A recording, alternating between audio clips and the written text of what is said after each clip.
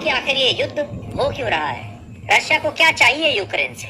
ये पूरा विवाद इस बात को लेकर है कि यूक्रेन नेटो देशों का सदस्य बनेगा या नहीं। यूक्रेन नेटो देशों का सदस्य बनना चाहता है, वो नेटो के साथ रहना चाहता है।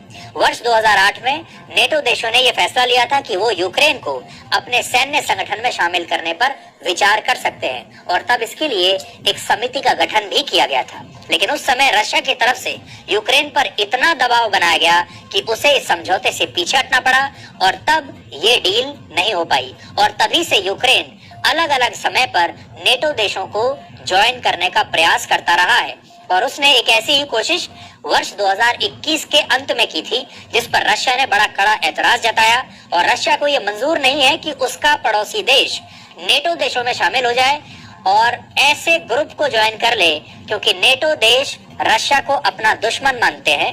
इसलिए रशिया ये नहीं चाहता कि उसका पड़ोसी उसके दुश्मन के साथ मिल जाए। इसका एक मतलब ये भी होगा कि अगर यूक्रेन नेटो देशों से मिल गया तो नेटो देशों की जो सेनाएं हैं वो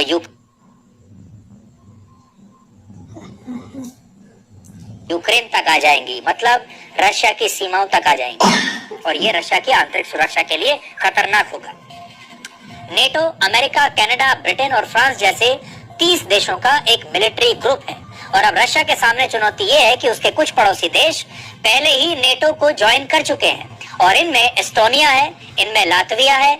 इस तरह के देश हैं जो पहले सोवियत संघ का एक जमाने में हिस्सा हुआ करते थे, अब ये नेटो के साथ मिल गए हैं और ये बात रशिया को अच्छी नहीं लगती। और अब अगर यूक्रेन भी नेटो का मित्र देश बन गया तो रशिया चारों तरफ से अपने दुश्मन देशों से घिर जाएगा और उस पर अमेरिका जैसे देश हावी हो जाएंगे। अमेरिका जब चाहे रशिया के गर्दन तक पहुंच सकता है। नेटो देश इस सिद्धांत को मानते हैं कि अगर उनके किसी मित्र देश पर कोई दूसरा देश हमला करता है तो ये हमला सभी नेटो देशों पर हमला माना जाएगा और ये सारे देश मिलकर उस राष्ट्र के खिलाफ, उस हमलावर राष्ट्र के खिलाफ लड़ेंगे।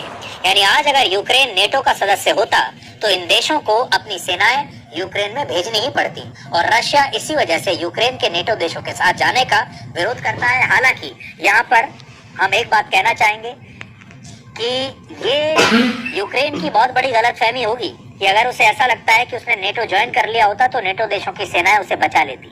आज भी यूक्रेन को ये बात समझ में आ गई होगी कि ये सारे जो देश हैं ये बातें तो बड़ी बड़ी करते हैं, लेकिन इनका एक सैनिक भी यूक्रेन को बचाने के लिए अब तक पहुंचा नहीं है। रशिया की क्रांति के नायक व्लादिमीर लेनिन ने एक बार कहा था कि रशिया के लिए यूक्रेन को गंवाना ठीक वैसा ही होगा जैसा एक शरीर है और रशिया को लगता है कि अगर उसका पड़ोसी देश नेटो के साथ गया तो इससे अमेरिका की सेना उसकी सीमा तक पहुंच जाएगी, जो उसकी राष्ट्रीय सुरक्षा के लिए खतरनाक होगा।